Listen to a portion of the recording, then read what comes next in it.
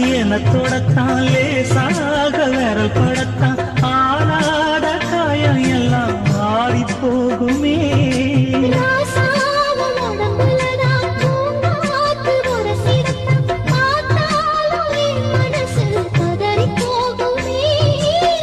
சாமியுண்டு காவலுக்கு அச்சப்பட தேவையில்லை.